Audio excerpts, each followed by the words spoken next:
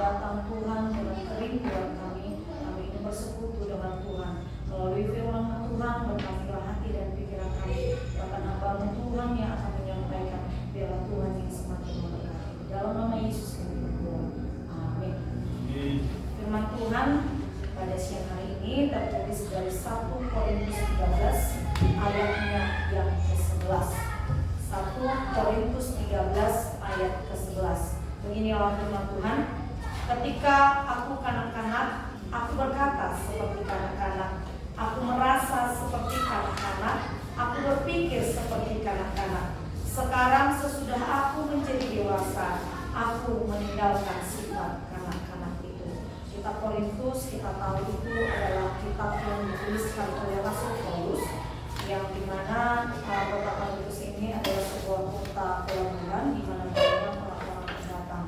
Jadi dia melihat banyak ditemukan dia di sana berbagai macam sifat-sifat. Salah satunya dia melihat bahwa banyak ternyata yang memiliki sifat kanak-kanak. Jadi ketika Paulus sudah merasa mengenal Tuhan, dia ingin dewasa dalam Kristus. Lalu juga seperti Bapak Ibu dulu, kita menghadapi anak-anak. Tapi banyak seperti kita, ketika kita menghadapi anak-anak, sifat kita menjadi kekanak-kanakan.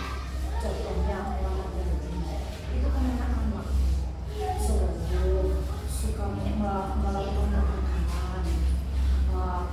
Kalau kita jadi agama, mari kita dewasa di dalam Kristus. Ketika kita dikritik orang lain, marilah Bapak Ibu tangkap itu kritik yang membangun. Jangan kita langsung sensitif. Terus aku. Mau kita belajar dewasa. Oh, mungkin itu adalah tanggung jawab kita. Berarti tambah pelayanan kita. Setiap tangan pekerjaan kami, biarlah kehendak-Mu. Tuhan Yesus, kami adalah manusia yang berdosa. Ampunkan kami Bapa, supaya kami layak menjadi anak-Mu. Dalam nama Tuhan Yesus Kristus yang kami muliakan, kami berdoa. Amin. Sudah KM ya kan, sudah dilaksanakan sekolah masing-masing dengan segala bentuk persoalan. Baik, lanjut ya Bu, biar kita memakai waktu ini. Bukan dan teman kita dalam kita. Shalom Bapak Ibu. Shalom Bu. Terima kasih buat waktunya. Di sini dapat saya sedikit berbagi tentang apa yang kami dapatkan dalam Tuhan, dan saya percaya ini saya minta izin sama Ibu karena saya melihat ini penting bagi kita juga agama, dan memang sudah kita lakukan sebenarnya. Difasilitasi ya Bu.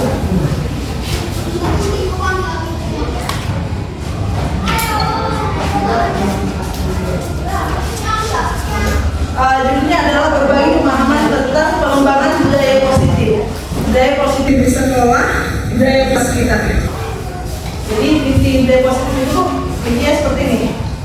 Yaitu yang pertama ada perubahan paradigma belajar, ada disiplin positif, nilai-nilai kebajikan, kebutuhan dasar manusia, posisi kontrol guru, keyakinan kelas, motivasi perilaku, dan segitiga restitusi.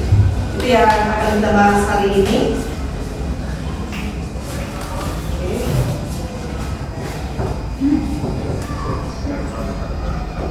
Untuk paradigma baru, jadi kita di sini pembelajaran dirancang berdasarkan prinsip diferensiasi. Ini sudah kita lakukan di dalam kurikulum Merdeka, dan ini merupakan tuntutan bagi kita guru pada kurikulum Merdeka.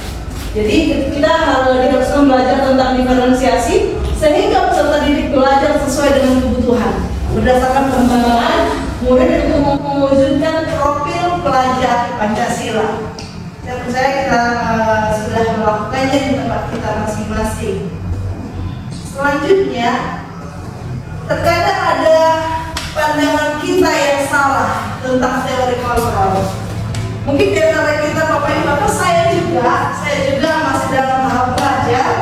Sering kita melakukan hal ini. Kita kira guru itu tidak bisa mengontrol siswa, sehingga dinamakan ada miskonsepsi tentang teori kontrol. Kita merasa ada sebuah ilusi bahwa guru itu bisa mengontrol murid. Kira-kira kita bisa mengontrol murid? Nah, jadi ada juga mengatakan bahwa ilusi bahwa semua penguatan positif efektif bermakna. Ketika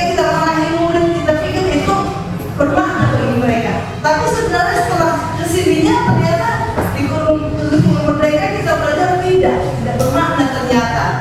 Kemudian ada lagi mengatakan bahwa kritik dan membuat rasa bersalah mampu menguatkan karakter murid. Mungkin ketika kita membuat murid bersalah, merasa bersalah atas kesalahannya, nanti kita bahas, kita merasa itu positif pada anak. Ternyata tidak. Kemudian ada juga berkata ilusi bahwa orang dewasa berhak memaksa.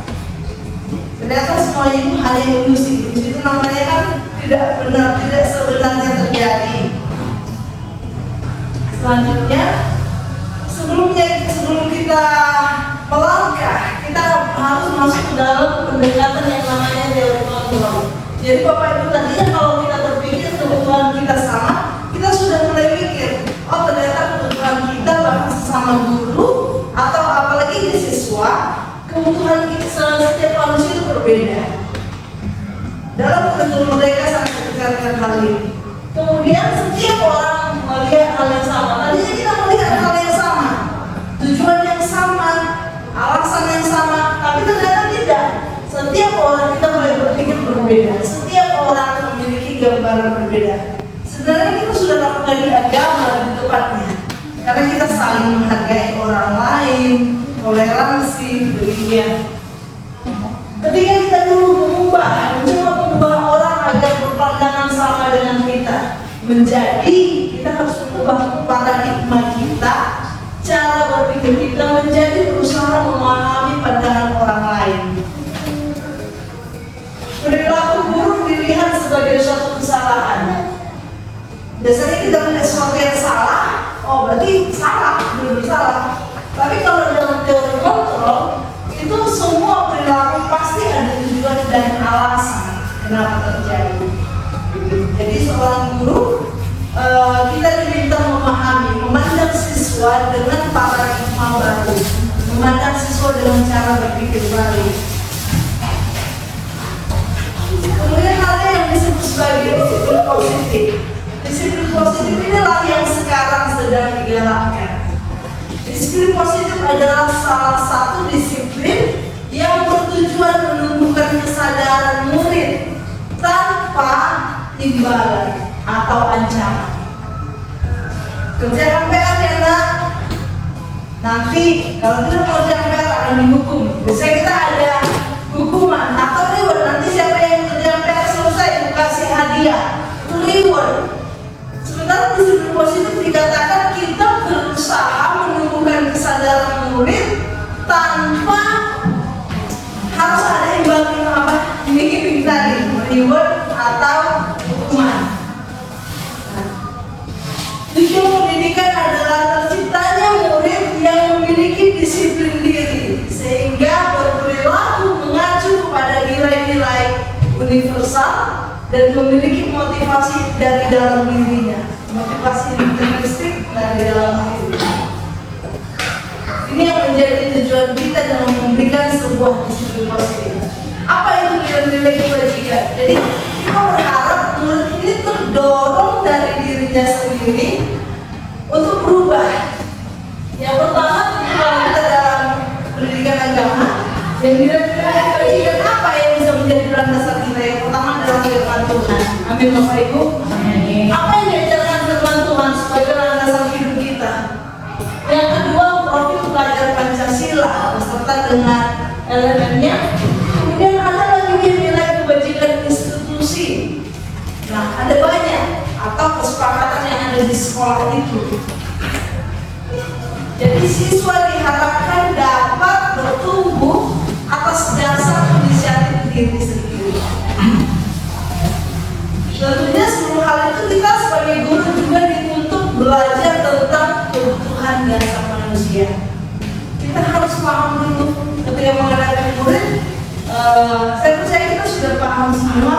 Kita memahami ternyata ada 5 kebutuhan dasar manusia, termasuk diri kita sebagai guru.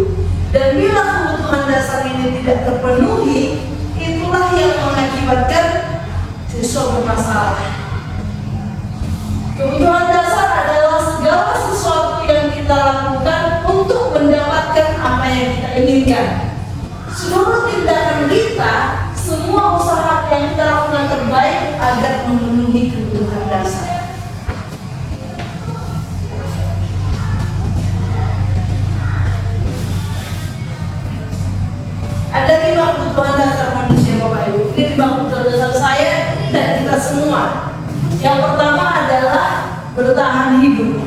makanan, pakaian, tempat tinggal, itu kebutuhan dasar bertahan hidup. Yang kedua, kasih sayang dan rasa diterima. Misalnya rasa diterima, rasa dipedulikan, rasa dianggap dalam kelompok. Yang ketiga, penguasaan tentang harga diri, prestasi, keinginan untuk dianggap. Kemudian yang keempat, kebebasan, yaitu mandiri, memiliki pilihan, mampu mencoba hal baru dan dapat mengendalikan. Yang kelima, kesenangan, bermain, humor, tertawa, dan sebagainya. Inilah kebutuhan dasar siswa kita. Sebagai guru kita dituntut harus paham 5 kebutuhan dasar mereka. Dan biasanya ketika murid tidak dipenuhi dalam kebutuhan dasarnya, salah satu dari ini tidak dipenuhi, itu yang mengakibatkan murid tersebut akan mengalami permasalahan. Jadi kalau Bapak Ibu kita lihat di kelas ada murid yang mungkin hiperaktif, rasa kalau misalnya kan. Nah, berarti kita lihat kalau ternyata apa yang kita kebutuhan dasarnya bisa terpenuhi. Nanti dalam selanjutnya kita bisa melihat oh ternyata kebutuhan dasar terkait dengan cinta kasih sayang dari orang tuanya kurang. Jadi dia menuntut dari gurunya sehingga gimana caranya dia diperhatikan guru. Dia masalah di kelas mencari perhatian kita dan kita pahami. Kemudian selanjutnya ada yang dikatakan motivasi perilaku manusia.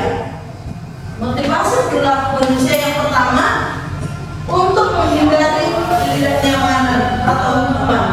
Manusia bertindak biasanya menghindari ketidaknyamanan atau hukuman. Yang kedua, ada yang motivasinya untuk mendapatkan penghargaan atau imbalan atau diakui orang lain. Dia berbuat sesuatu supaya diakui. Ini bukan hanya bagi anak-anak, bagi kita guru pun mungkin ada yang seperti ini. Motivasi diri dalam kita. Kemudian untuk menjadi orang yang diinginkan atau menghargai diri sendiri dengan nilai-nilai yang dipercaya. 3 ini yang menjadi motivasi kita manusia biasanya melakukan sesuatu.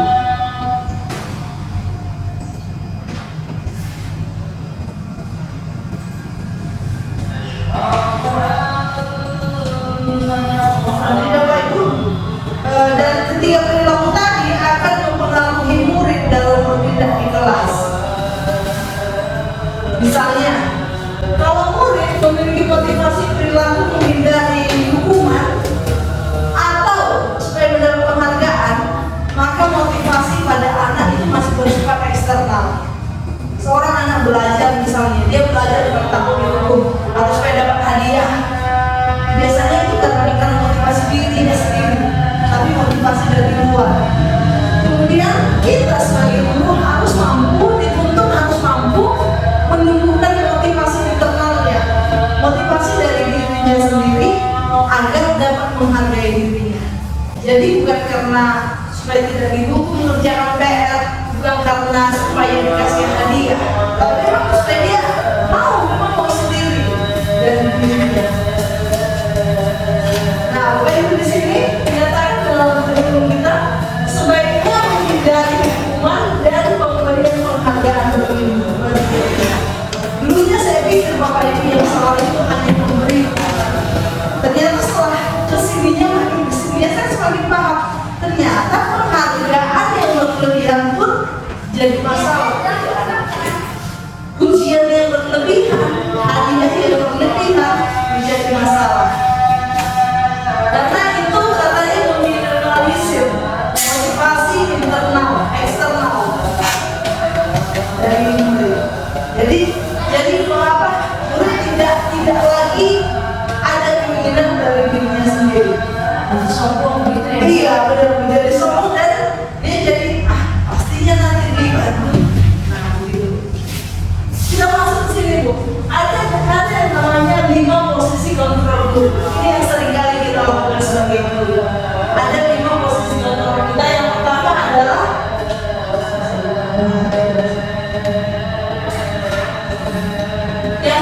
sebagai pembuka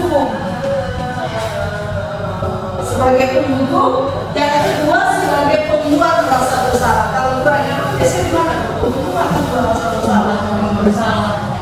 Mungkin merasa bersalah ya. Kalau guru kelas biasanya kan mungkin bukan guru kelas sih. Kalau guru mungkin kalau guru sepertinya kesannya jauh dari beragam. Karena katanya beragam itu paham guru. Tapi malah kita sering terjebak di sini. Kita malah membuat rasa bersalah. Yang ketiga sebagai teman, memposisikan diri sebagai teman. Yang keempat sebagai pemantau. Yang kelima sebagai manajer. Nanti kita akan bahas sedikit satu persatu. Kita masuk yang pertama dulu. Sebagai manajer. Sebagai manajer, guru membuat sesuatu bersama murid, mempersilahkan murid mempertanggungjawabkan perilakunya, dan mendukung murid untuk dapat menemukan solusi dari permasalahannya. Jadi kita kayak manajer. Apa masalahnya? Oh, bagaimana caranya menyelesaikan? Murid kita libatkan. Posisi manajer mengacu pada restitusi. Jadi salah satu cara guru sebagai manajer, dia akan mencoba memperbaiki permasalahan murid melalui yang namanya restitusi. Nanti kita bahas lagi. Sehingga tercipta identitas pada diri anak. Oke, kita bahas ini dulu. Yang berikutnya pertama, sebagai penghukum. Biasanya seorang penghukum menggunakan hukuman fisik atau verbal atau kata-kata. Seorang penghukum dengan fisik, mungkin sekarang udah jarang. Sering kita masih menemukan menghukum dengan kata-kata. Kamu bodoh, maaf, maaf. Yang bisa dibilang, kamu nggak bisa, kenapa kamu ini? Kata-kata ini kita boleh bisa menghukum. Kamu tidak akan pernah berhasil mengerjakannya. Itu kan hukuman. Kemudian dia senantiasa mengatakan bahwa sekolah itu perlu buat suatu sistem untuk menekan murid biar berubah. Kalau nggak ada hukuman, nggak berubah. Biasanya sering yang orang yang menempatkan diri sebagai pengikut sering mengatakan itu.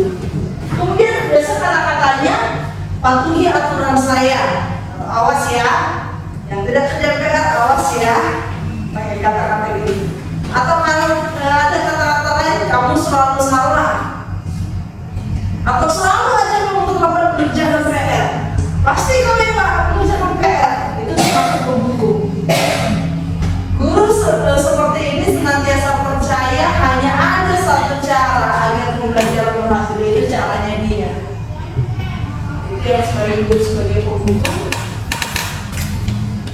Kemudian yang kedua, sebagai pembuat rasa bersalah. Nah, di sini Bapak Ibu gurunya biasanya bersuara lebih lembut, menggunakan keheningan, tapi membuat orang lain merasa tidak nyaman. Murid merasa bersalah. Kata-kata yang keluar dengan lembut, kita tegas bawahi dengan lembut. Ibu sangat kecewa sama kamu. Ibu kecewa dengan apa yang kau lakukan. Akhirnya muridnya apa? Muridnya merasa bersalah.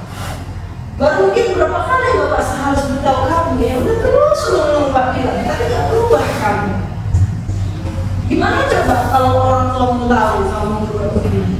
Sehingga yang terjadi apa? Murid akan memiliki penilaian diri yang buruk tentang diri mereka, merasa rendah diri, demikian. Dan karena dia merasa telah mengecewakan orang yang dihormatinya atau disayanginya, itu posisi sebagai pembuat rasa bersalah. Yang ketiga, sebagai teman. Mungkin ada di antara kita yang seringkali dalam pembelajaran sebagai posisi ini. Sebagai teman tidak akan menyakiti murid, tapi tetap berupaya mengontrol murid dengan persuasi, dengan bujukan. Posisi teman ini bisa negatif, bisa jadi positif Bapak Ibu. Ketika mungkin dengan menggunakan humor, bercanda, baik hubungannya, atau kata-kata yang biasa dilakukan mungkin, ayolah bantu demi Bapak ya, atau ayolah demi kesepakatan kita, pokoknya kesepakatan deminya. Ya sudah, kali ini nggak apa-apa, nanti bantu. Nah seperti itu. Hal negatif adalah ketika murid ini suatu hari kecewa sama kita, ketika kita tidak bisa membantu dia akan kecewa. setelah kecewa, bisa jadi dia akan dia berkata, saya pikir bapak teman saya. Akhirnya dia jaga jarak dengan kita dan belajar tidak berhasil. Dan pada efek negatifnya adalah kadang dia hanya mengenal satu guru dan dianggap dia sebagai teman. Tapi pada guru lain dia nggak mau tunduk pada peraturan, dia nggak mau mendengar apa kata guru itu. Itu ketika seorang guru sebagai teman. Selanjutnya sebagai pemantau. Pemantau ini artinya mengawasi. Jadi orang yang memposisikan dirinya bertanggung jawab atas perilaku murid yang diawasi. Nah, dia biasanya menggunakan kata sanksi atau konsekuensi. Contohnya peraturan kita apa nak di kelas? Oh, harus mengerjakan PR. Nah, kalau tidak kerja PR, hukumannya apa? Sanksinya apa? Itu posisinya sebagai pemantau. Selanjutnya, yang kelima, sebagai manajer. Ini dia tadi Bapak Ibu. Sebagai manajer, seorang guru diharapkan memposisikan diri sebagai seorang manajer. Contohnya tadi, tapi sebagai manajer dia Bapak Ibu, suatu waktu dia bisa berubah sebagai teman, sebagai pemantau. Jadi tidak harus selalu sebagai manajer, tapi dia bisa melakukannya saat diperlukan. Contohnya murid menyelesaikan masalah dengan restitusi namanya, kita lakukan seperti itu. Murid diajak menganalisis kebutuhan diri dan kebutuhan orang lain. Biasanya dengan kata-kata apa yang kita yakini. Nah, kalau kamu mulai gini, apakah kamu sering memperbaikinya? Dan saya percaya ini sebenarnya udah kita lakukan di guru agama. Ketika murid bermasalah, kita panggil, kita bilang ke murid, bagaimana cara kita, apa yang akan kamu lakukan? Itu sudah termasuk dalam guru sebagai manajer. Kita masuk sini apa itu tentang restitusi. Kenapa saya katakan tidak relevan dengan kita guru agama? Karena guru agama seringkali kan ada kita juga sebagai guru BB, ya kan Bapak Ibu? Kalau ada kasus sama anak, ya guru agama itu harus itu, ya kan guru agama itu bapak. Namanya segitiga restitusi, tujuannya menghasilkan murid mandiri dan bertanggung jawab dalam menyelesaikan masalah. Bisa bapak ya. Nah, contohnya kayak begini. Ketika ini ada contoh kasusnya.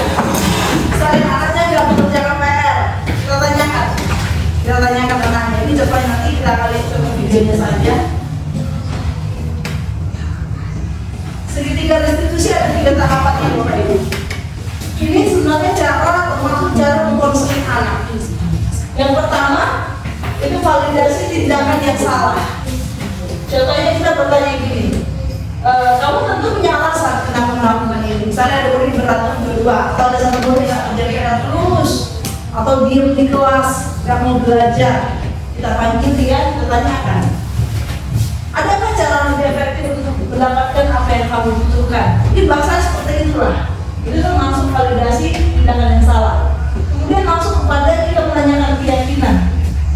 Kira-kira keyakinan kelas kita apa yang telah kita sepakati? Nah, disampaikan. Nah, atau kita tanya, tapi kalau besar kamu mau jadi orang seperti apa? Itu sudah termasuk bagian dari restitusi ini. Kemudian ada juga menstabilkan identitas. Menstabilkan identitas ini kayak gini. Kayak kita bilang sama murid nggak apa-apa, semua orang pernah salah, atau nggak ada manusia yang sempurna. Itu adalah masuk ke dalam menstabilkan identitas. Jadi Bapak Ibu, ketika kita memiliki anak dengan permasalahan seperti tadi kasus di kelas, kita mari kita laksanakan segitiga restitusi. Menstabilkan identitas, misalnya jika seorang anak memiliki masalah, kita meyakinkan mereka dengan kata-kata itu tadi, tidak ada manusia yang sempurna. Saya juga pernah melakukan itu, jadi kita lakukan. Ibu kan pernah dulu waktu sekolah tidak mengerjakan PR, itu namanya masuk ke dalam menstabilkan identitas mereka, sehingga tingkat emosional anak akan sedikit mereda. Selanjutnya, yang kedua,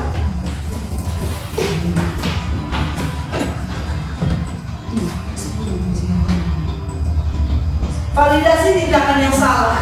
Setelah stabil emosionalnya dan marahnya juga mereda, langkahnya adalah kita berusaha memahami dulu alasan kenapa anak itu melakukan kesalahan. Kita pahami, jadi gak datang dia langsung, kenapa masalahnya? Cerita, A, B, cerita. Habis itu kita ambil jalan kedua sendiri. Tidak seperti itu lagi Bapak Ibu yang dituntut sama kita ketika kita melakukan bimbingan pada anak. Tapi yang kedua ini kita buat validasi tindakan yang salah. Kita berusaha pahami alasannya. Mungkin kita bisa tanya, kira-kira apa alasan kamu melakukan ini? Yang ketiga, menanyakan keyakinan. Secara psikis setelah kita melakukan hal yang kedua tadi, anak akan lebih siap untuk masuk ke dalam sesi ini. Kita menanyakan keyakinan. Menanyakan misalnya, nanti kamu mau jadi apa? Bisa. Terus mungkin kita bisa menanyakan, kira-kira kesepakatan kelas kita apa? Nanti anaknya mau menjawab dan menjawab, kita tanya lagi, kamu yang mana yang kamu lakukan? Demikian. Bapak Ibu, kalau hal ini segitiga restitusi ini tahapannya tidak harus berurutan. Melihat situasinya, jadi tidak harus dulu kita stabilkan identitasnya dulu, validasi keyakinan, apa dan sebagainya, tidak harus berubah. Yang penting cara melakukannya. Ini contohnya Pak Ibu. Izin saya contohkan.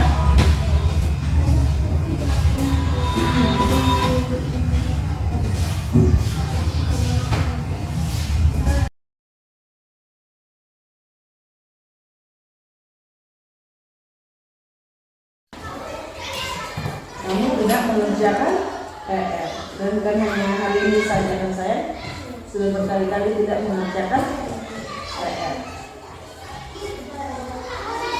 Wiranto, setiap orang pernah melakukan kesalahan. Ini sudah pernah saya Wiranto. Pernah dulu ibu nggak kerjakan PR di sekolah. Tapi kira-kira coba ceritakan bersama ini. Kenapa kira-kira Wiranto tidak mengerjakan PR terus? Sering nggak mengerjakan PR, kenapa? Coba ceritakan. Pasti Wiranto punya alasannya, kan? Pasti ada alasan dibalik kenapa Wiranto jarang mengerjakan PR. Coba cerita bersama ini. Kenapa alasannya? Kasih tahu dulu saya. Oh, karena banyak PR. Kok suaranya kedengaran ibu suaranya? Kuat. Kalau banyak PR, jadi lupa mengerjakan. Tapi kali-kali menjaga agama yang lupa dikerjakan. Ada lagi alasan lainnya? Ada lagi alasan lainnya? Coba ceritakan, nggak apa-apa, ceritakan aja semua sama ibu bagaimana. Ibu juga pernah sering, atau pernah sekolah, pernah masih mengerjakan PR. Semua orang bisa berbuat salah. Semua orang pernah berbuat salah ke saya. Kenapa? Apa jangan takut? Semua orang pernah melakukan kesalahan. Jangan ceritakan selain karena menyebar. Tapi kenapa? Apa yang tadi diomongkan di rumah ini? Banyak kerjaan rumah. Apa yang diperlukan dari rumah? Menyapu terus.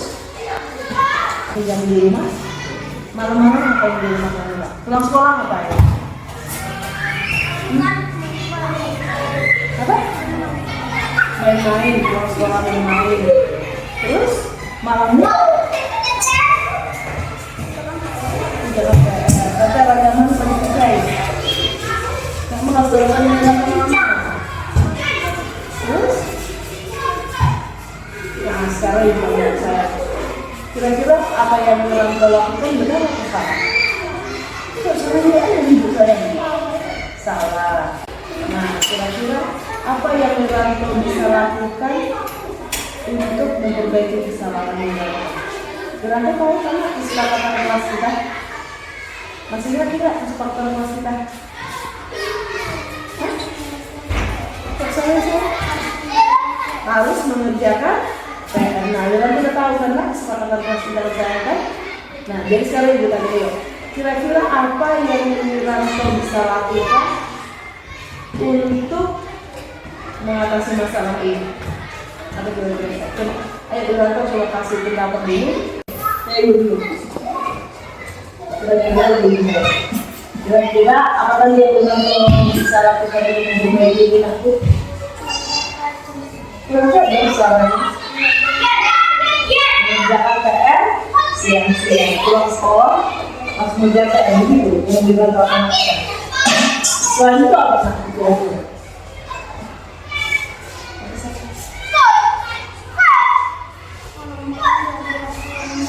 Malam-malam jangan berhenti ya, terus malam-malam juga kan? Malam-malam terus jangan pagi-pagi terus belajar, siang anak sekolah, jangan tunggu saya harus sudah mau besok di agama sekarang menjaga jangan. Agama misalnya hari ini ya, pulang sekolah nanti harus langsung dikerjakan. Jadi sudah tahu udah kerjakan anak-anak, jadi mulai nanti akan berlaku. Pulang sekolah langsung. Iya, kerjaan aku semua pelajaran, kan? Nah, kita bisa dimakan. Kenapa tujuan apa? Kenapa harus dilakukan seperti ini? Supaya nanti bisa berubah di atas perbulan itu. Ini kurang gitu saja.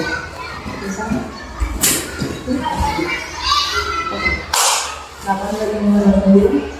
Gimana perasaan kamu sekarang? Kenapa sih saya? Depan dia. Lalu apa lagi? Setelah ini berarti sudah ada kesempatan. Ada kesempatan. Karena saya yang bisa melihat. Aku juga sekali aktif. Apa polisi? Tapi polisi ada di sini misalnya kan? Karena nanti pulang pemakaian itu disuruhkan dari dunia, ya. Jadi sekitar lagi sudah polisi kan, ya kan? Yang nanti kita lakukannya, ya nanti dengan sayangnya misalnya menggunakan kesukaan, oke? Diharapkan dengan segitiga restitusi tadi kita bisa mendidik anak lebih baik. Dan juga kita mengadakan ini, Bapak Ibu sudah beberapa sekolah sudah buat, saya percaya sudah di Guru Merdeka. Kita dihimbau membuat keyakinan sekolah atau keyakinan kelas. Kalau dulu namanya kan kesepakatan kelas ya, sekarang kesepakatan kelas ini meningkat menjadi namanya keyakinan kelas. Jadi di kita mungkin kelas agama kita bisa buat seperti ini. Kalau memang di Guru Merdeka kita dituntut membuat seperti ini. Kesepakatan kelas itu, keyakinan kelas itu dimulai dari kesepakatan kelas dulu. Ini contohnya yang saya lakukan di kelas agama. Kita bisa membuatnya dari kesepakatan. Kita buat dulu dengan anak-anak apa kira-kira menjadi kesepakatan kelas kita. Ini misalnya saya yang membuat di sekolah. Yang pertama kesepakatan dulu mengucapkan kata shalom ketika masuk kelas. Jadi anaknya bagaimana pun kalau terlambat dia masuk kelas, dia pasti mengucapkan shalom. Yang kedua, berkomitmen beribadah setiap hari di gereja. Untuk membuatnya itu kita tanya anaknya, apa kesepakatan kelas kita? Itu mereka kan, oh ini kalau kita buat begitu. Kemudian kalau menurut saya saling kasih dan saling menolong. Yang ketiga, menghormati orang lain dan barang miliknya. Karena saya kan dia punya teman yang nggak dipinjam lagi. Kemudian yang kelima saya buat dengan anak-anak mendengarkan saat guru atau teman berbicara. Jadi kalau saya berbicara di kelas, ada yang bicara, temannya langsung bilang, Bu, dia melanggar kesepakatan kelas kita, Bu. Tidak salah, padahal ibu sudah bicara. Jadi akhirnya rapotnya jadi di sini. Kemudian mandiri mengerjakan tugas dengan sukacita. Setelah kita buat kesepakatan kelas, kita masuk ke dalam yang namanya keyakinan kelas. Ini peningkatan itu. Sebenarnya intinya sama. Cuma dia kalau punya keyakinan kelas sudah kita pilih sifatnya. Apa karakter yang diharapkan terbentuk dari kesepakatan kelas tadi? Contohnya di sini udah 3S. 3S saya ganti jadi shalom. Kalau sapa biasanya kan dengan Kristen dan masukkan shalom, senyum, salam, sopan santun. Yang nanti yang kedua berkomitmen, masuk poin komitmennya. Kemudian saling mengasihi serta menghormati, saling menghargai dan mandiri. Demikian. Jadi inilah budaya positif yang mungkin bisa kita mulai dari kelas kita sendiri, khususnya di sebagai kita agama. Terima kasih Bu. Demikian saya sampaikan. Oh, bisa bertanya. Mana tahu ada yang mau bertanya. Ada yang mau kita bahas? Terima kasih Bu. Mengenai bagus saya materinya dan juga seperti yang Bu menjelaskan tadi, ini sudah kita lakukannya. Cuma kalau menurut saya akan lebih bagusnya kalau materinya yang begitu masing-masing. Itu yang permintaan dari saya. Saya nggak tahu kemana yang lain, tapi kalau saya alangkah lebih baiknya Bu share lah ke kita. Siapa? Boleh. Saling berbagi belajar. Ada kira-kira lagi Bu? Bukan di share. Jadi mungkin Iya.